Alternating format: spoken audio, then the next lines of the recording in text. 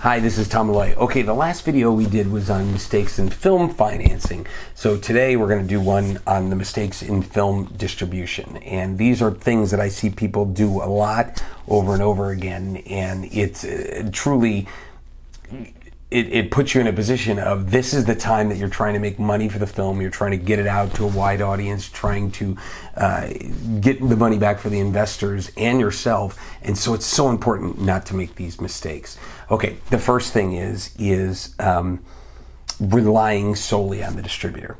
When you give them your movie and you know, so many filmmakers want to be like, okay, go here, take it, give me money.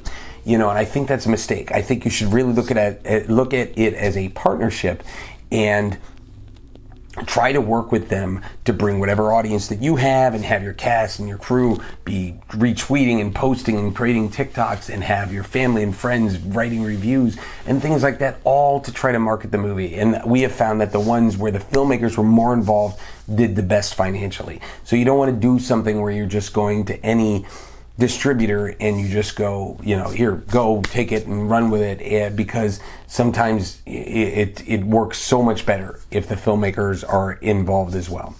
Another mistake I see is not checking out the distributors, and what that means is not asking them for a list of references. I've said this before and I'll say it again. Asking for references is a moronic practice because people are only going to give you references of someone that's going to speak positive about them.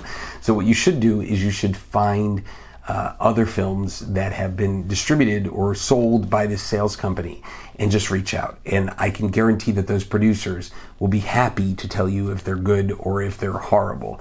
And so it's smart for you to do your due diligence and reach out to other filmmakers that have worked and find out how was their experience and kind of weigh it. Maybe they had different type of movie or maybe they had different expectations, and weigh that against what you believe they'll do for your movie.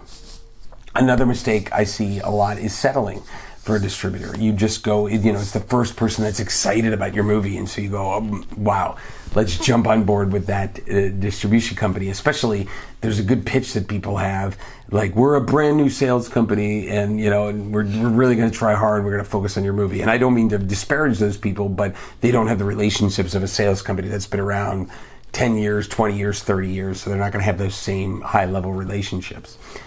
And the final one that I would say is the opposite of settling, is waiting too long. Seen it happen many times where the filmmaker expects this gigantic big offer from a sales agent, a distributor, or even a streamer or something like that, and the movie sits there and gets old. And then the movie will come around and start to look for other sales agents, distributors when it's 2 years old, or it's potentially 3 years old. And now that's a problem, because international buyers will only take movies most likely from the past 2 years. So it could be a movie that nothing's happened with. It's never been released, but the IMDb year says 3 years ago. The international buyers are looking at it as a library title, or they're not looking at it at all.